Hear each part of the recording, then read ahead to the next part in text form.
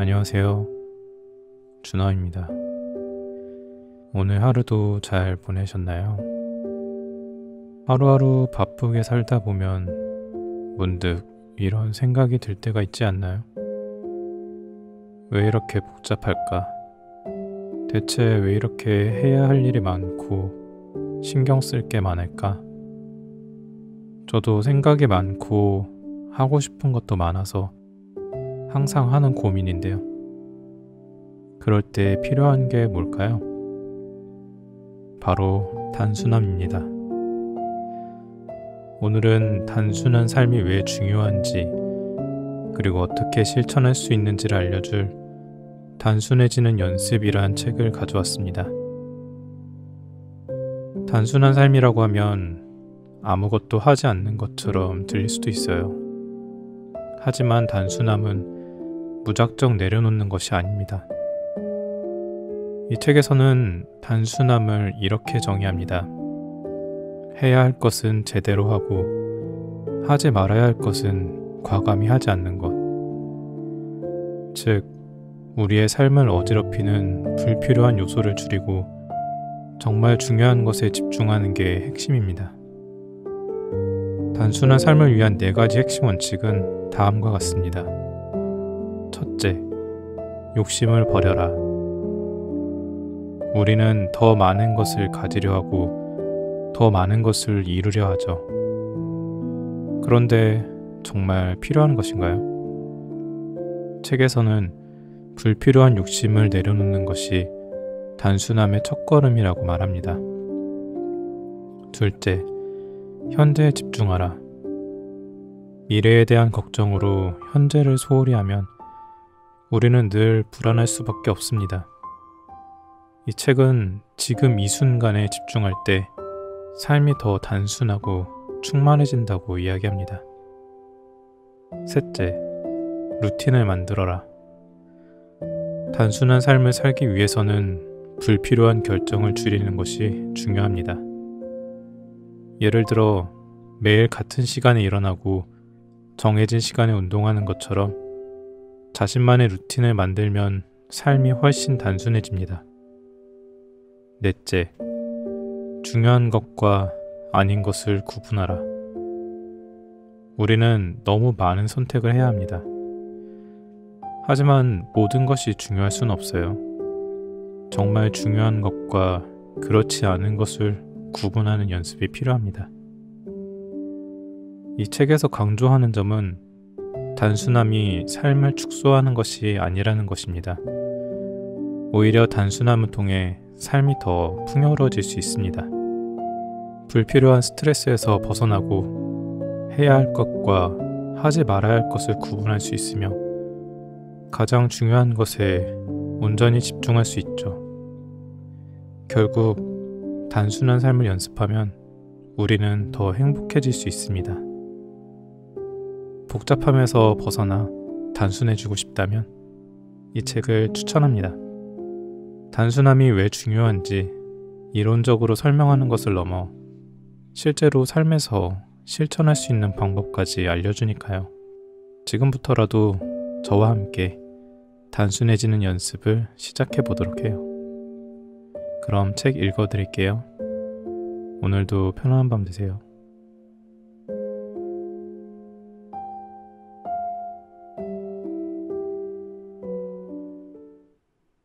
아무것도 하지 않는 건 어렵다.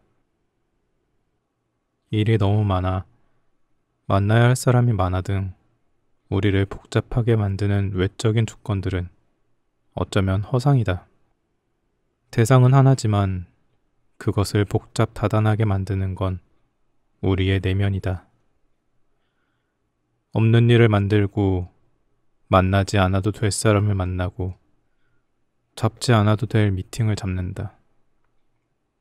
순전히 내면의 불안과 강박 때문이다. 가만히 있지 못하고 늘 분주하게 움직이면서 스스로의 쓸모를 인정받기 위해 부단히 애를 쓴다. 우리에게 하지 않음이라는 개념이 머리로는 쉽게 이해되나 그것을 행동으로 옮기는 건 절대 쉬운 일이 아닐지도 모른다. 하지 않음을 행한다는 건 어렵다. 담배와 술을 끊기 위해서 어떤 행동이 필요한 건 아니다. 그저 가만히 있으면 된다. 그 시간이 오래 지속되면 술과 담배는 어느새 끊어져 있다. 술과 담배를 끊기 위해서 그 어떤 행동도 필요치 않다. 하지 않음을 행할 뿐이다. 그러나 많은 사람이 술과 담배를 끊지 못한다. 어떤 행동을 하거나 힘을 써서 끊는 것도 아니다. 가만히 있으면 끊어지는데 그것을 어려워한다. 하지 않음을 행하는 것에는 생각보다 큰 에너지가 소요된다는 뜻이다. 실제로 가만히 있는 것이 얼마나 힘든 일인지 알려주는 꽤 충격적인 실험 결과가 있다. 한 과학자가 버지니아 대학생을 대상으로 한 실험이 있다. 실험 내용은 피실험자들이 조용한 곳으로 가서 6분 동안 기분 좋은 일을 생각하면서 즐거운 시간을 보내기이다. 단, 컴퓨터나 TV, 스마트폰 같이 주의를 산만하게 하는 기구는 치워야 한다.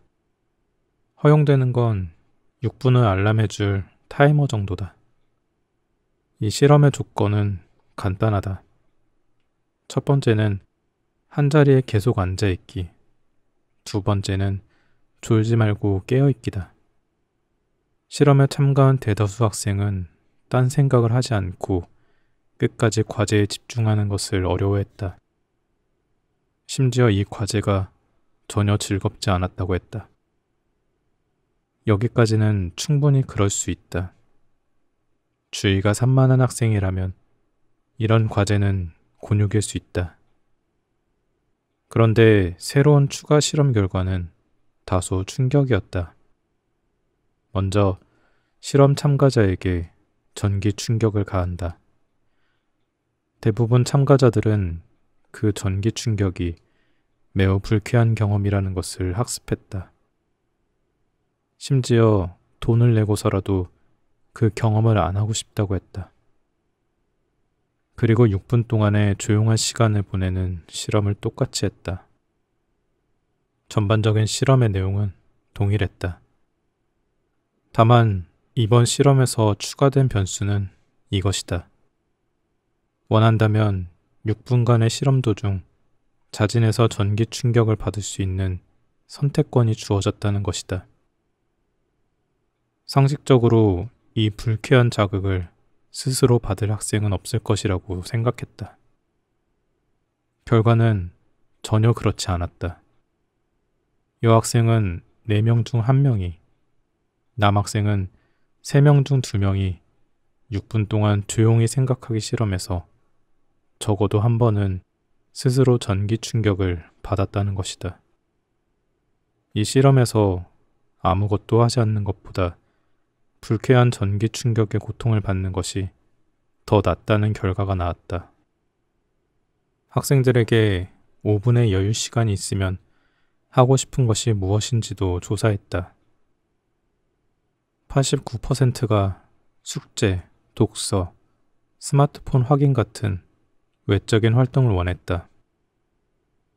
생각을 하며 조용히 시간을 보내고 싶다는 의견은 11%밖에 되지 않았다.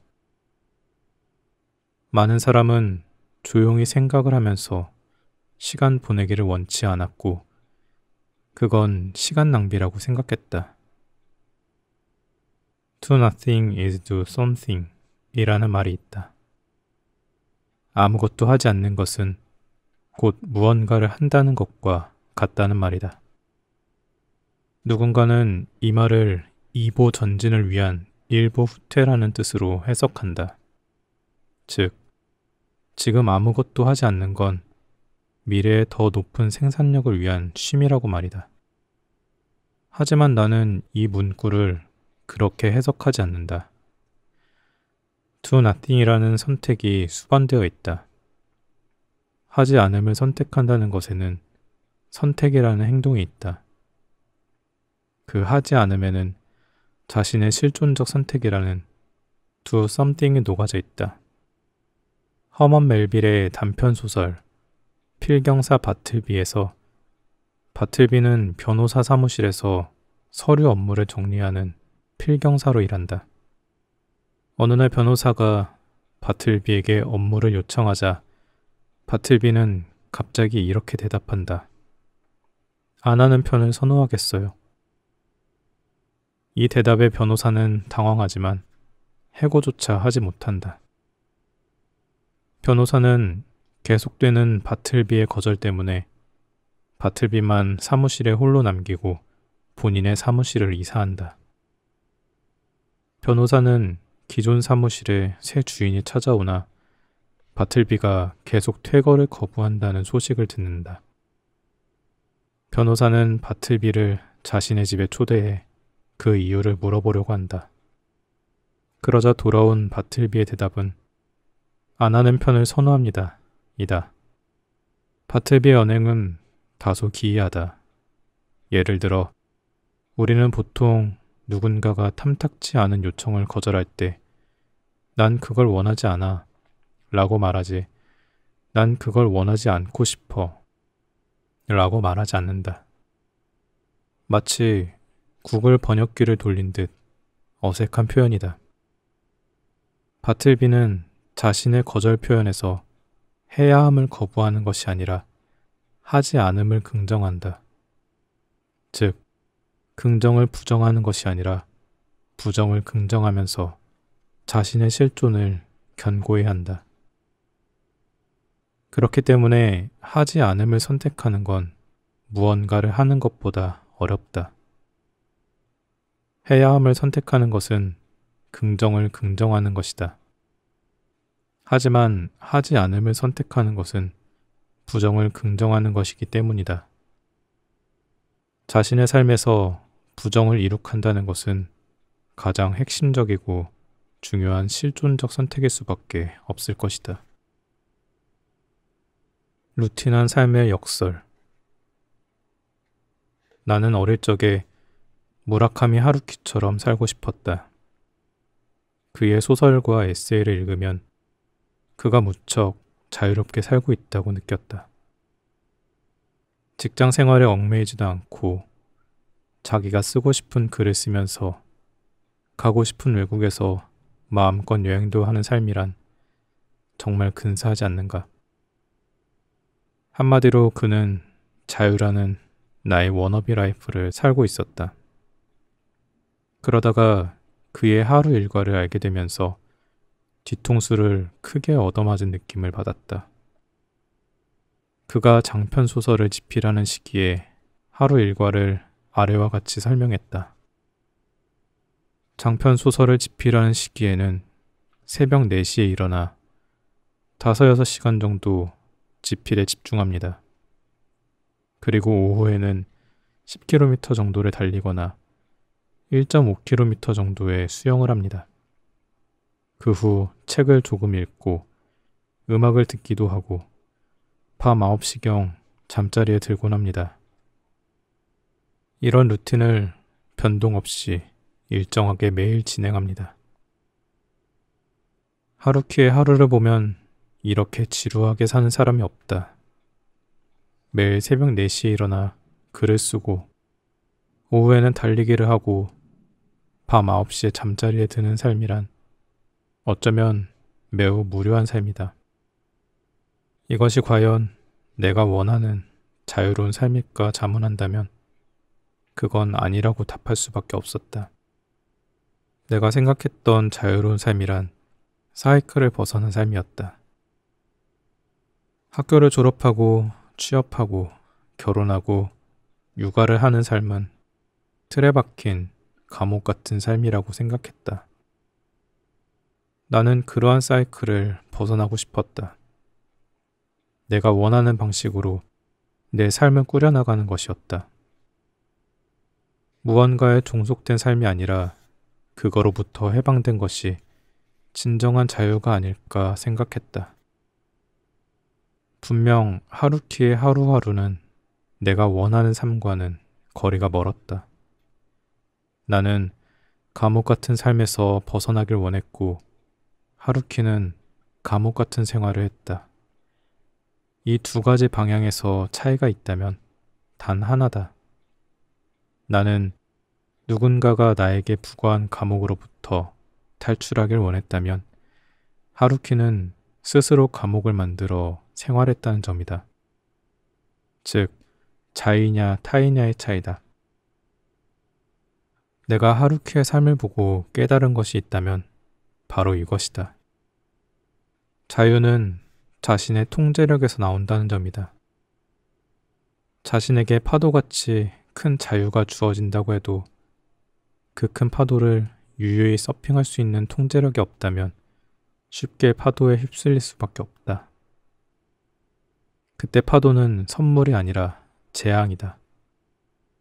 당신의 삶을 송두리째 저 멀리 보내버릴 수 있는 재난이 된다. 내가 통제할 수 있는 자유를 얻기 위해서는 자신의 삶을 조직화해야 한다. 대부분의 사람은 24시간 중 12시간은 타의로 만들어진 시간을 산다. 직장은 내가 통제할 수 있는 곳이 아니다. 직장 안에서 업무의 조율은 내가 통제할 수 있다. 그러나 기본적으로 직장인은 내가 속한 조직의 시스템에 따라 움직일 뿐이다. 그럼 우리에게 주어진 시간은 나머지 12시간 남짓이다. 그 12시간을 어떻게 자신이 통제할 수 있는지에 따라 자유의 질이 결정된다. 그것은 하루를 어떻게 루틴화를 하는지에 달려있다. 루틴은 에너지를 관리하고 스케줄링을 해준다는 면에서 좋다. 한정된 에너지를 어디에 어떻게 쓸 것인지 루틴이 잡혀 있다면 생산력이 높아질 수밖에 없다. 루틴이 없다는 건 마치 충동 구매를 일삼는 프로 쇼퍼의 행태랑 같다. 얼마 있지도 않은 통장 잔고를 생각하지도 않고 물건을 사는 쇼핑 중독자처럼 충동적으로 에너지를 소비한다면 나의 에너지는 마이너스를 허덕이다가 결국 번아웃에 몰린다. 우리가 쉽게 번아웃에 빠지는 이유는 쓰지 말아야 할 에너지를 쓰고 써야 할 에너지를 엉뚱한 곳에 쓰기 때문이다.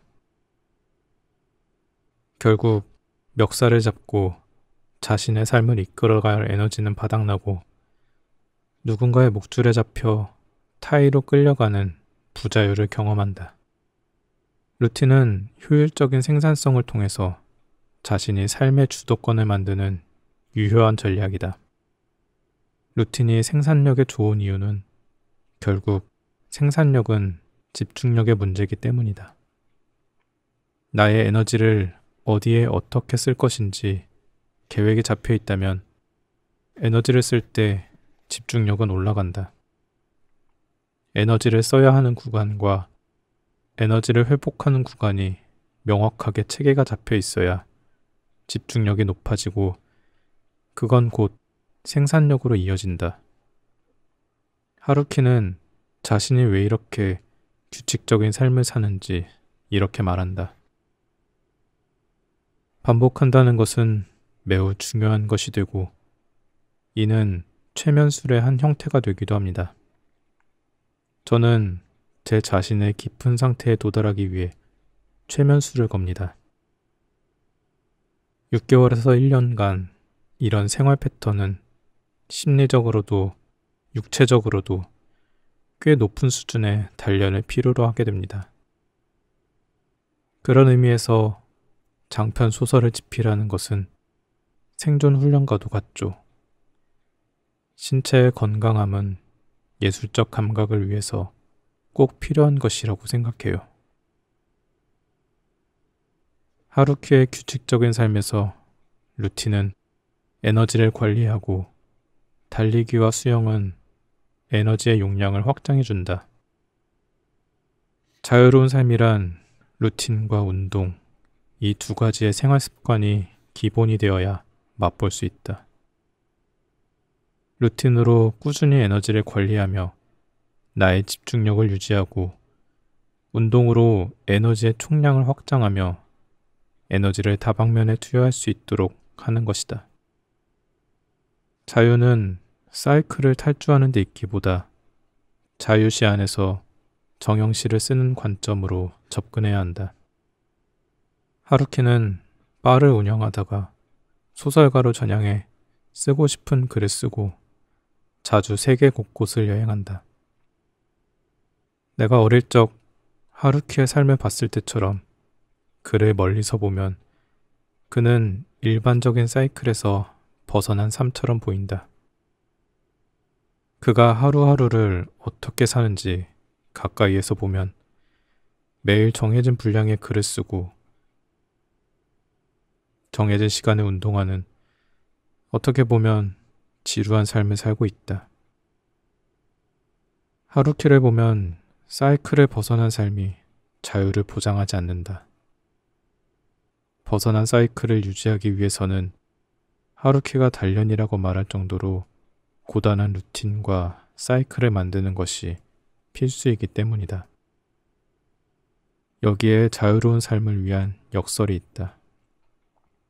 자유를 유지하기 위해서는 감옥 같은 규칙이 필요하다는 것이다. 그것은 반대로 루틴한 삶의 역설이 될 수도 있다. 루틴은 당신을 구속하는 것이 아니라 오히려 더 자유롭게 한다는 사실이다. 당신의 삶을 잘게 나누고 조직적인 루틴을 만든다는 것은 당신을 자유롭게 한다는 뜻이다. 선택과 집중, 간소화하고 집중하기. 물체는 커질수록 큰 힘이 작용한다. 경계를 지우고 자기 총량을 높였다면 그것을 유지하기 위한 에너지는 이전보다 더 필요하다.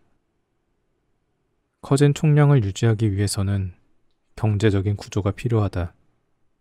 앞에서 예를 들었듯이 긴 거리와 하중을 버텨야 하는 다리는 최대한의 역할을 하는 재료만 사용되어야 하고 필요 이상의 재료가 사용되면 안 된다.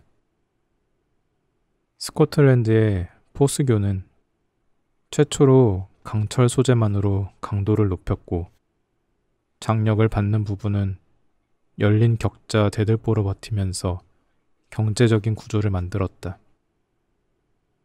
그래서 높아진 총량을 유지하기 위해서는 투여 에너지 대비 높은 성취를 뽑을 수 있는 구조를 만들어야 한다. 이때 필요한 것이 간소화한 선택과 집중이다. 이것이 왜 중요한지는 남극 탐험 지휘관 로버트 펠컨 스콧과 로알 아문센의 이야기를 보면 알 수 있다. 1911년 10월에는 인류 최초로 남극점을 탐험하기 위해서 두 개의 팀이 경쟁했다. 첫 번째 팀은 영국 해군 지휘관 로버트 펠컨 스콧이 이끄는 팀이었다. 스콧은 영국인이 존경하는 국민 영웅이었다. 그는 이전에도 남극 대륙 원정대를 이끈 경험이 있었지만 실패했다. 그럼에도 영국 왕 에드워드 7세는 귀환한 스콧에게 빅토리아 훈장을 하사하기도 했다. 남극 탐험의 두 번째 팀을 이끈 것은 노르웨이 탐험가인 로알 아문센이었다. 그는 대서양에서 캐나다 북부의 북극해 제도를 통과해 북서 항로를 최초로 발견한 사람이었다. 그도 남극점에 도달하는 것이 꿈이었던 사람 중 한 명이었다. 레이스의 첫 시작은 아문센 팀이 먼저 출발했다. 산을 오르던 아문센 팀은 빙하 속으로 깊이 갈라진 크레바스를 만나 고생했다. 영하 50도 추위와 방향 감각을 망가뜨리는 눈보라, 시속 160km로 부는 바람을 뚫고 가야 했다. 먹을 것도 떨어져 개를 잡아 배를 채워야 했다. 아문센 팀은 출발한 지 52일 후 극점에서 88km 떨어진 곳까지 도착했다. 그리고 이틀 후 아문센 팀은 최초로 남극점에 도착한 사람이 되었다. 아문센 팀은 남극점에 노르웨이 국기를 꽂고 베이스 캠프로 돌아왔다. 2600km를 걸어 만든 결과였다.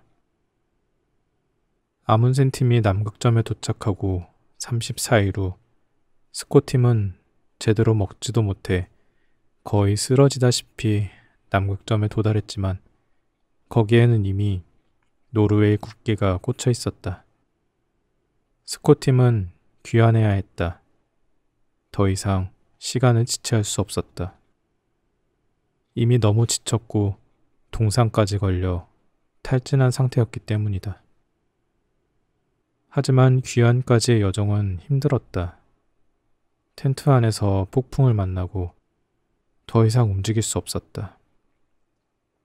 결국 스코티머는 그곳에서 죽음을 맞이했다. 도착까지 겨우 27km를 남겨둔 거리였다. 아문센의 팀은 대단한 성과를 냈고 스코팀은 추위와 폭풍 속에서 죽음을 맞았다. 과연 이 두 팀 사이에 어떤 차이가 있었을까? 스코팀의 시작은 아문센 팀보다 훨씬 유리한 조건이었다. 스코팀은 아문센 팀보다 59피트 더 큰 배를 가지고 있었다. 예산도 2배 더 많았다.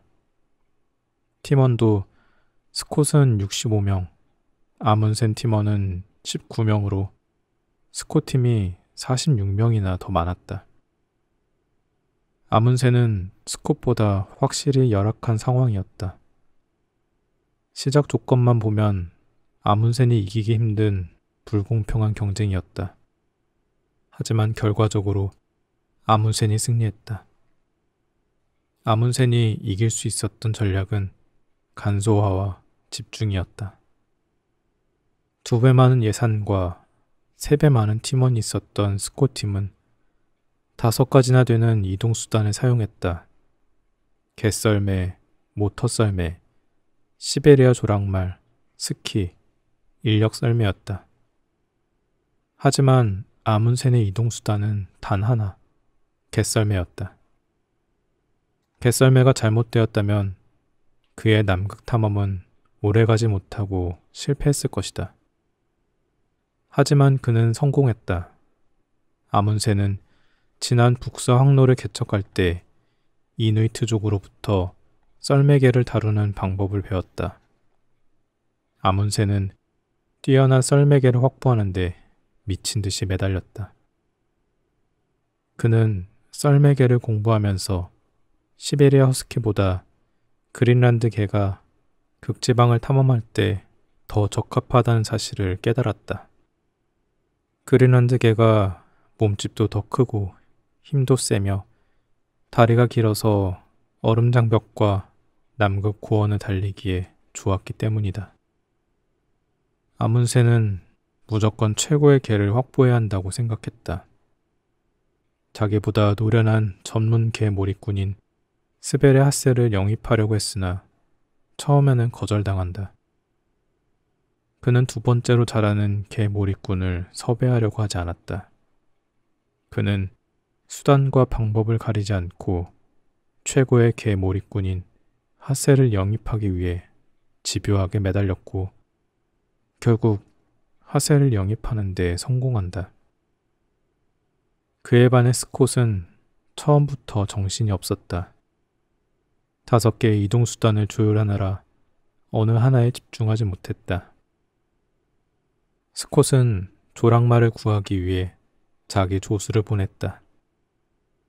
그러나 그 조수는 개 전문가였고 조랑말에 대해서는 잘 몰랐다.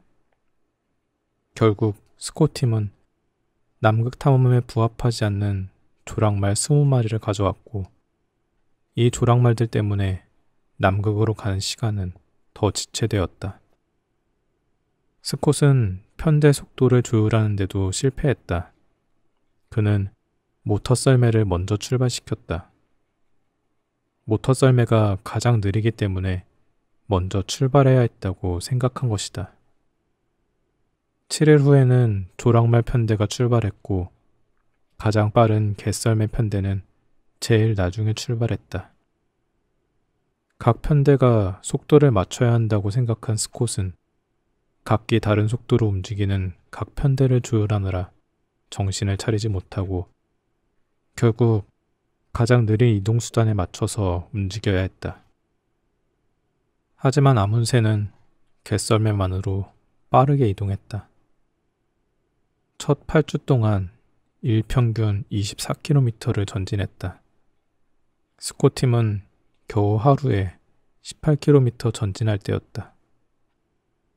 아문센은 하루에 6km씩 앞서 있었고 아문센이 남극에 도달했을 때는 480km 이상을 더 앞서 있었다.